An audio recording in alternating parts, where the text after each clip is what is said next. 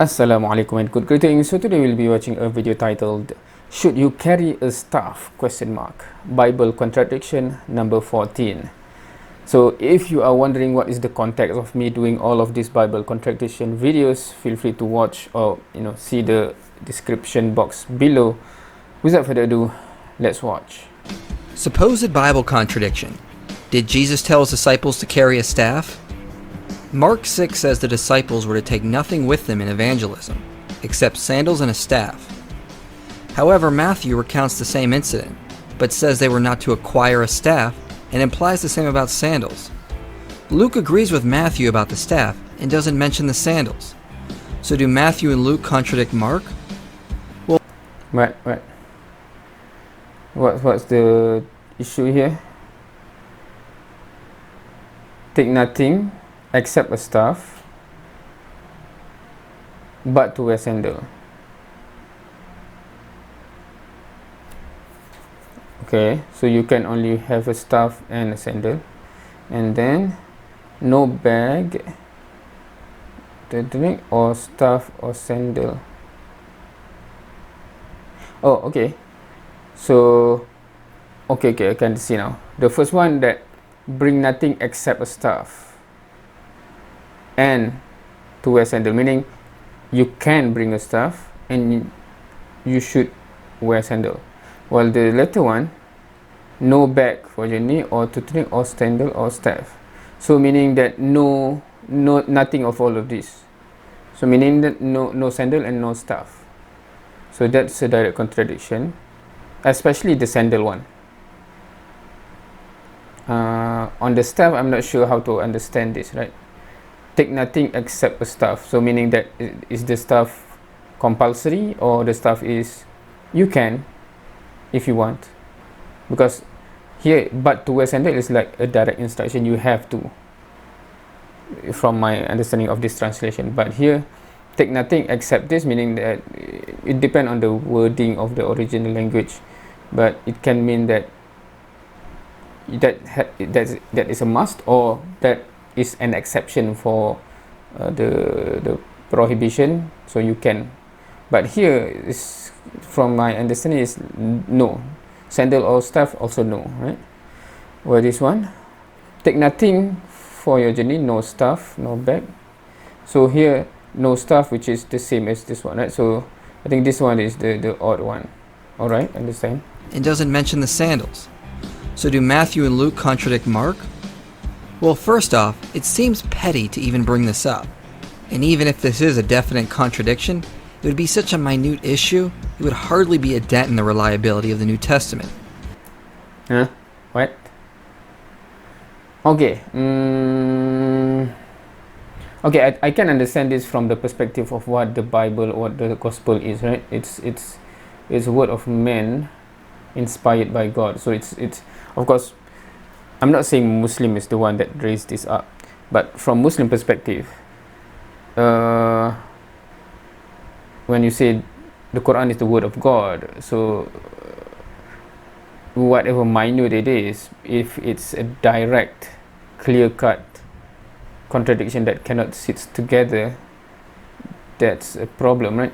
But for a New Testament that is not claiming to be as such, so from a perspective of human relaying stories, but still it's an interesting one, right? Because it's, even though it's minute detail, but because it's mentioned as this, right? It's mentioned as except, so meaning that whether the one that's telling the story is messed up there, right? Meaning that maybe it's not messed up, or including, maybe you want to say including but make a mistake, then suddenly it become except. So it's still something that I think you cannot brush off, in the sense that if for example the third one, right, no mention of sandals, so okay, not a big deal, minute missing point, so maybe it's not important in this narrative to include or something.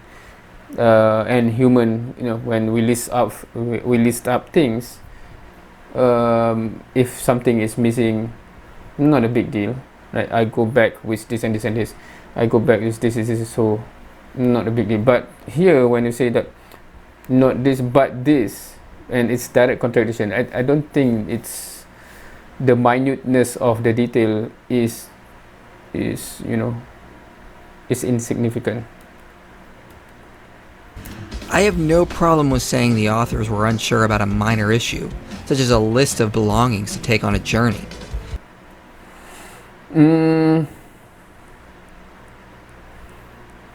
Unsure. Okay, yeah, again, because this is writing of men that write stuff, and they are not sure. And because I think from what Christian always says, that don't look at the minute things, they can be contradicting to one another. It's not a big problem because it's written by men anyway.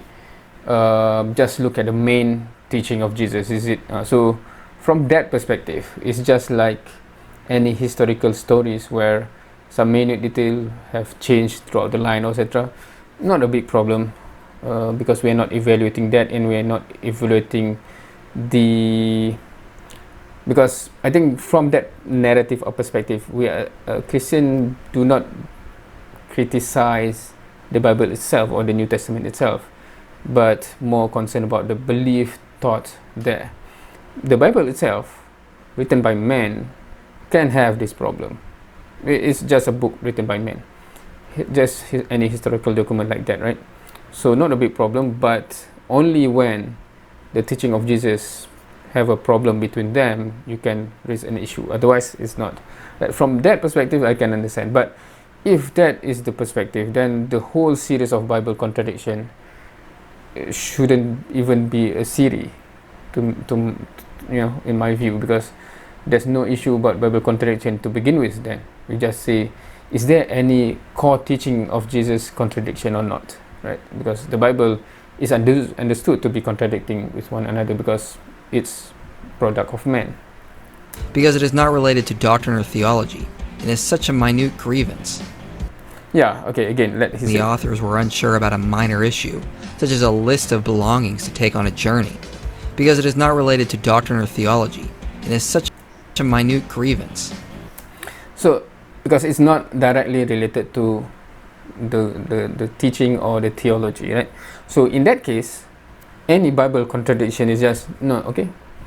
I don't care if Bible contradicting with another on any details. Just is there any theological contradiction, right? So that should be the consistent narrative of Christian, if that is a point, right? But if on other point you try to answer, okay, this in verse, because we have seen 13 before this, right? 13 contradiction Bible. Many of those, the answer is like you try to resolve Bible contradiction, but suddenly here he's saying that, well, in the first place, Bible contradiction is not an issue. It is only an issue if there's any theological contradiction. So that's interesting. To me, at least, that's interesting. It should be consistent, either one or the other, right?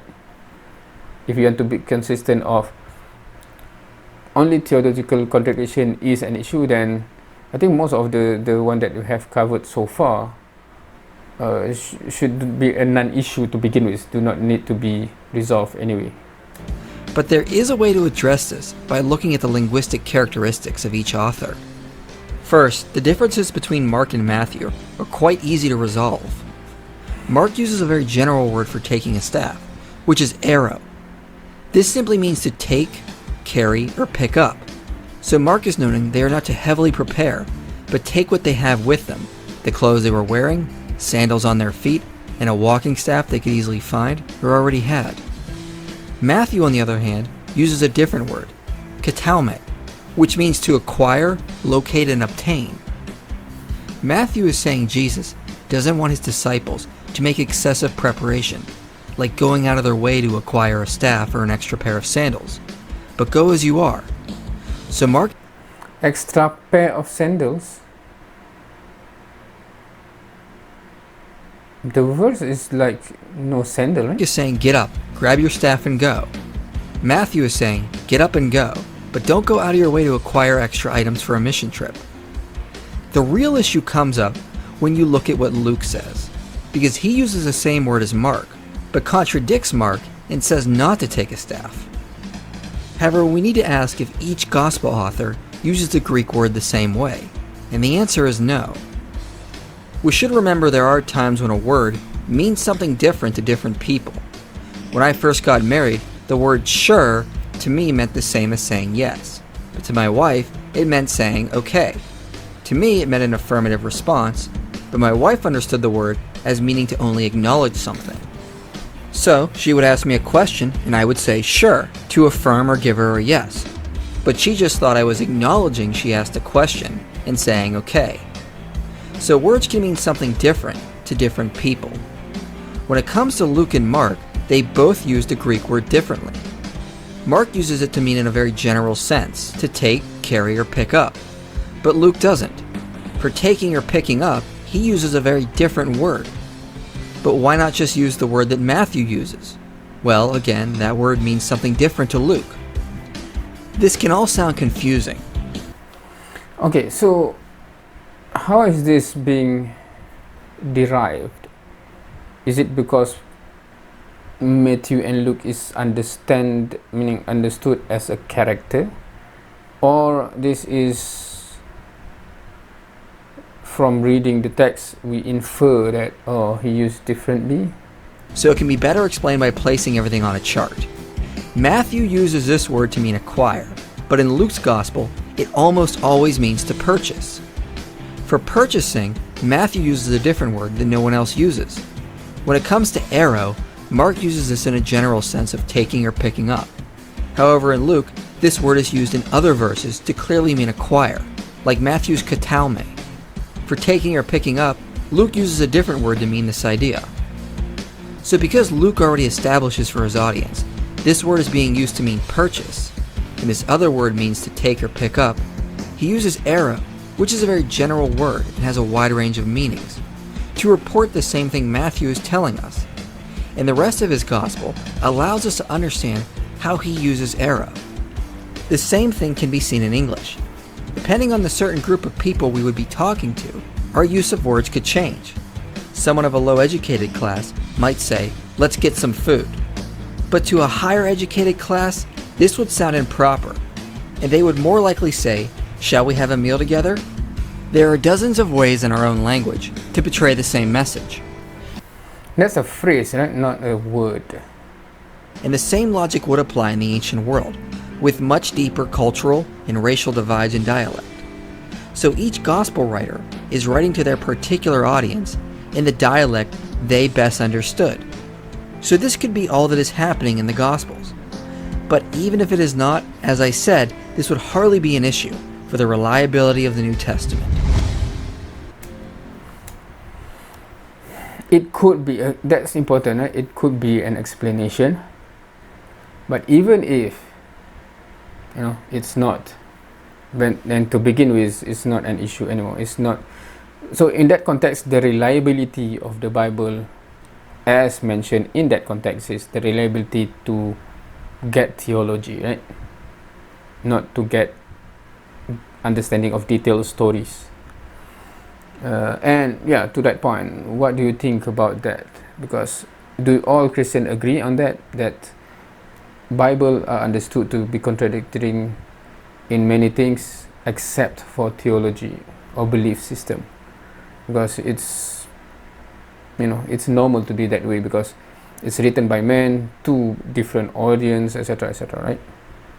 Anyway, so I have said all of what my comment would be, but this one trigger what he mentioned at the beginning, which triggers a bigger question of the whole series of Bible Contradiction, I would say, which is interesting, and I'm not sure whether that will cloud all my reaction to all the rest of this Bible Contradiction videos, because if it begin with something that kind of contradiction, then you should just say this is not a big issue, full stop, and there.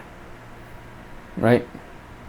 Because otherwise it would seem that that is being highlighted just because this one is the one that is difficult to resolve, while the other you can resolve without saying this, and suddenly you resolve, right?